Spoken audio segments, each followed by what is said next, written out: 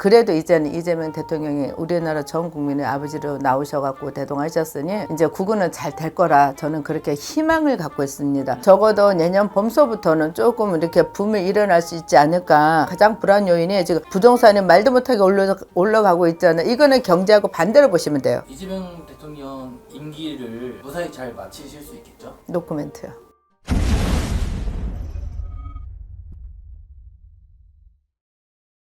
안녕하세요, 선생님. 안녕하세요. 네. 아니 이번에 사실 네. 이제 카메라 켜기 전에 네. 이제 이 대한민국 큰 흐름에 대해서 얘기를 나누다가 네. 이걸 주제로 한번 그래도 말씀을 드려봐야겠다. 아, 이거 긴급이구나, 이 자리에서. 예. 네. 대한민국 대통령이 당선이 되셨고, 그렇죠. 리더십이 생겼고, 네. 이제 어떻게 흘러갈 것인가, 네.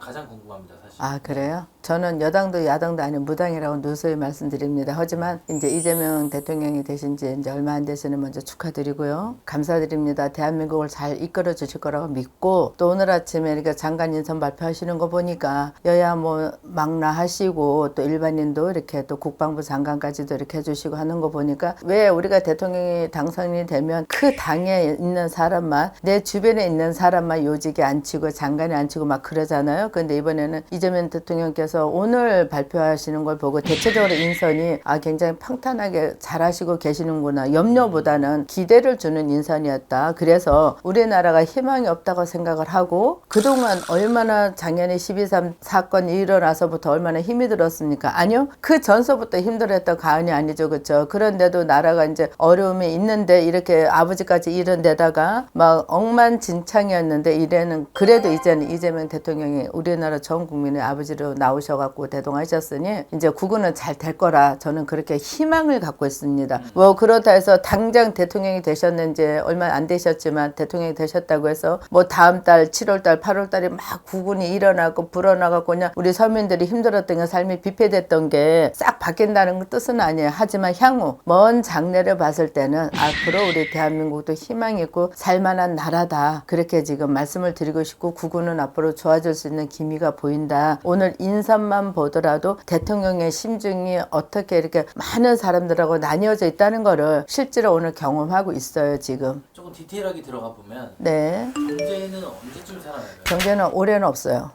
정확하게 말씀드려서 지금 대통령 되신 지 이제 얼마도 안 됐고, 우리나라가 지금 이제 세계적으로 아직까지는 인정을 받지 못하고 있어. 워낙에 나라가 어수선하다 보니까 손가락질을 하는 나라가 많지, 인정해주고 믿어주는 나라가 과연 미국이나 일본에서 우리나라 우방국이다 하면서도 실질적으로 우리가 어떤 일을 행하려고 할 때 그네들 우방이 안 되게끔 보여주잖아요. 그건 뭐야? 나라의 대통령이 아버지가 없다 보니 그랬는데, 이제 국가원수가 생겼다 하더라도 제가 조금 전에 말씀드렸지만 7월달 8월달 좋아지는 게 아니라 올해는 경제적으로는 그나마 희망을 갖게 되는 6개월, 앞으로 남아있는 시간이 이제 을사년이 6개월 남았습니다. 음력이 아니고 이제 일반인 세상으로 보는 거예요. 근데 6개월 정도 남은 이 시각에 바로 경제가 활성화되고 바뀐다기는 어렵다. 적어도 내년 봄서부터는 조금 이렇게 붐이 일어날 수 있지 않을까, 그런 게 보이고, 대체적으로 지금 안 맞는 게 뭔지 아세요? 경제하고 안 맞는 게 가장 불안 요인이 지금 부동산이 말도 못하게 올라가고 있잖아요. 이거는 경제하고 반대로 보시면 돼요. 경제가 막 치솟을 때는 그 사람들이 불안 소비해서 갖고 있는 현금을 부동산에 투자를 하다 보니까 막 올라가는 거고, 또 정부가 들어가고 막 이제 그린벨트 풀어주고 재개발 풀어주고 하니까 이게 막 내놓은 물건도 되돌리고 그러잖아요. 그거는 결국에는 경제하고는 정반대로 악순환이다, 이렇게 보시면 딱 맞을 겁니다. 그래서 올해는 경제가 활성화된다고는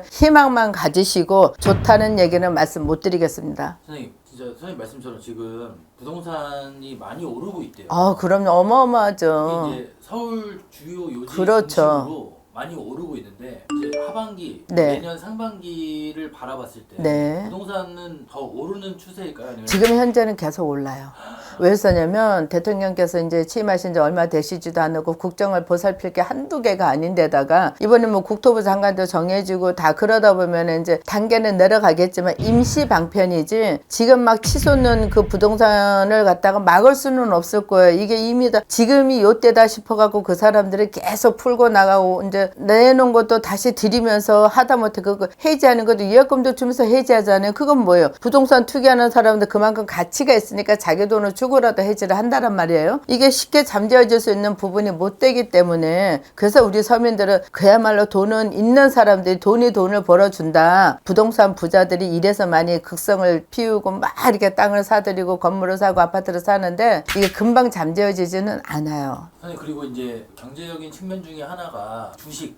예. 지금 이제 3년 몇 개월 만에 네. 3천이 네. 넘었다. 예, 코스피, 예. 이재명 당시 네. 후보께서 5천 시대를 열겠다. 예, 예, 했었죠. 이런 말씀을 하셨거든요. 예, 예, 공약했죠. 가능하다고 보십니까? 신점으로 봤을 때는 힘들어요.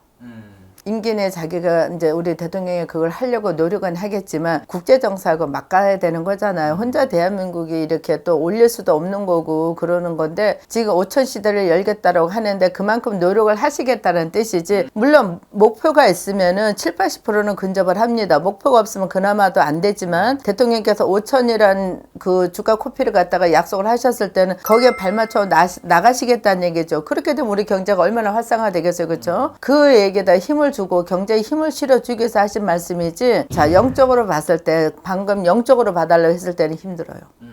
그 이재명 대통령 임기를 무사히 잘 마치실 수 있겠죠? 노코멘트요. 자, 이유가 분명히 있습니다. 제가 그 임기를 말씀을 드릴 수도 있는데 이런 대답을 하면 이쪽에서 전화를 해서 야단을 치고 저쪽에서 하면 저쪽에서 야단을 치고 사실은 대통령이 자꾸 임기 못 채우고 바뀌는 게 좋은 건 없어요. 좋은 건 없는데 이제 앞으로 이제 제도 법이 바뀌었잖아요. 그래서 법이 바뀐 테두리 안에 있기 때문에 어쩌면은 이재명 대통령님께서는 임기는 다 채우고 있을 수 있다. 단지 끝나시고 나면 뒤에 사법이 기다리고 있다는 거는 분명히 대통령께서도 알고 계시지만 우회당간 어떻게 됐든 간에 나라의 안정을 위해서라도 또다시 중간에 대통령이 바뀌는 일이 없었으면 좋겠다. 대신 없을 것 같아요. 감사합니다, 선생님. 네, 고맙습니다.